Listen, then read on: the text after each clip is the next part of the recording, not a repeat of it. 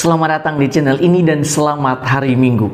Sahabat-sahabatku yang terkasih, setelah saya melayani sejumlah konseling, salah satu pokok permenungan saya ialah tentang kemampuan mendengarkan. Sadar atau tidak sadar, kemampuan mendengarkan memiliki pengaruh dan daya yang cukup besar dalam suatu relasi manusia. Misalnya, di dalam keluarga, pernikahan bisa menjadi retak karena istri tidak mampu mendengarkan suaminya, juga sebaliknya. Atau anak akan terluka jika orang tua tidak mampu mendengarkan anak mereka. Kemampuan mendengarkan berbeda dengan mendengar, dan bukan sekedar mendengar seperti mendengar lagu, berita, dan lain sebagainya. Mendengarkan berarti kita hadir, melibatkan hati dan keseluruhan diri serta fokus perhatian kita tertuju sepenuhnya pada orang yang didengarkan. Kita mendengarkan dengan penuh empati dan bukan sekedar simpati. Ketika kita mendengarkan orang lain atau ketika kita mendengarkan seseorang, itu berarti kita perlu menempatkan diri pada posisi dari orang tersebut. Kita perlu berdiri pada titik di mana orang itu berdiri, merasa, berpikir, atau kita sampai pada titik pergumulan orang tersebut dengan merasakan apa yang sedang digumuli olehnya. Bacaan pertama mengisahkan bagaimana Abraham mendengarkan panggilan Allah. Allah meminta Abraham untuk meninggalkan negerinya dan pergi ke tanah terjanji. Abraham pun mendengarkan dan taat kepada Tuhan. Di dalam bacaan yang kedua, Santo Paulus menegaskan bahwa Allah menyelamatkan dan memanggil kita bukan berdasarkan perbuatan kita, melainkan berdasarkan maksud dan kasih karunia Allah sendiri. Dalam konteks panggilan Abraham di dalam bacaan pertama, Allah memanggil Abraham bukan pertama-tama karena Abraham itu baik, tetapi karena Allah sendirilah yang menghendaki agar Abraham menjadi bapa segala bangsa. Karena itu, ketika kita berbicara tentang panggilan kita, yang terpenting ialah sikap mendengarkan Tuhan. Di dalam bacaan Injil, Allah sendiri menegaskan, "Inilah putraku yang terkasih, kepadanya lah aku berkenan, dengarkanlah dia."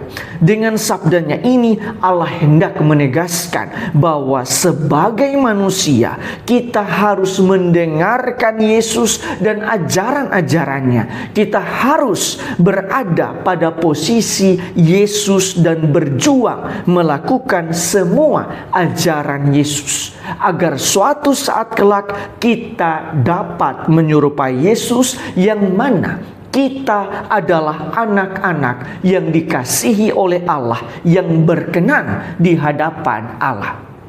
Sahabat-sahabatku yang terkasih, berdasarkan bacaan-bacaan hari ini, marilah kita merenungkan sejumlah remah permenungan. Pertama, di dalam bacaan pertama, Abraham rela meninggalkan negerinya yang nyaman dan pergi ke tanah terjanji. Di negeri itu, ia mengalami transformasi diri sesuai dengan kehendak Allah.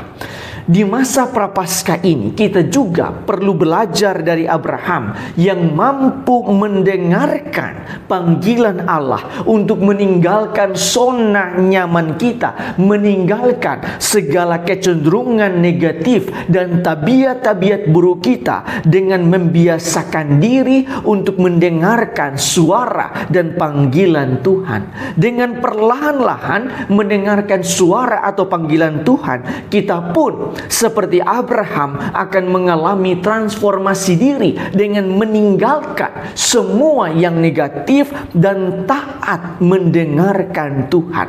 Ingatlah bahwa tujuan akhir dari masa puasa Katolik bukan sekedar mengecilkan perut dan anggota tubuh lainnya, tetapi lebih pada pengendalian diri dengan mengecilkan atau mengurangi kelemahan dan kekurangan diri kita.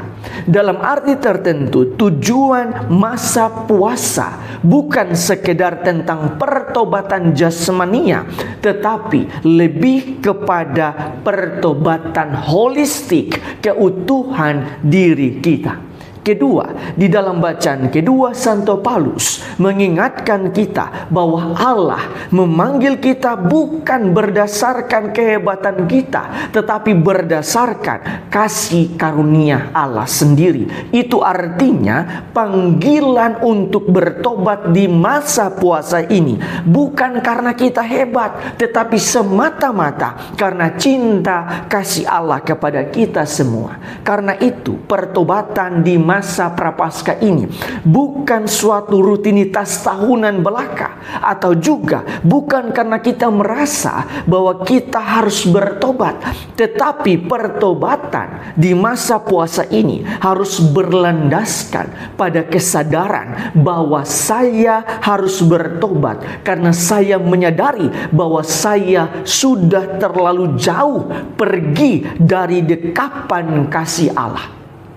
Dengan kesadaran ini, perjalanan pulang kita kepada Allah tidak akan dihiasi dengan ketakutan atau rasa bersalah, tetapi akan disemangati dengan kesadaran bahwa saya rindu untuk berdiri bersama-sama dengan Allah dan menaburkan banyak kebaikan bersama-sama dengan Allah. Ketiga, di dalam bacaan Injil Allah mengatakan bahwa kita perlu mendengarkan Yesus karena kepadanya Allah berkenan. Itu artinya tujuan akhir dari pertobatan kita semakin jelas, yaitu menyerupai Yesus sendiri, dan cara untuk mencapai tujuan akhir itu pun jelas, yaitu mendengarkan semua ajaran dan sabda Yesus. Oleh karena itu, sebagaimana Yesus telah mengajarkan kita untuk mencintai, maka kita pun harus mencintai seperti Yesus. Mendengarkan Yesus dan ajaran-ajarannya juga berarti berjuang untuk melakukan atau untuk selalu bersama-sama Yesus dengan melepaskan segala hal yang nyaman dan bersifat negatif yang ditawarkan dunia, terutama di masa prapaskah ini, untuk bangkit bersama-sama Yesus di hari raya Paskah nanti. Tuhan memberkati kita semua.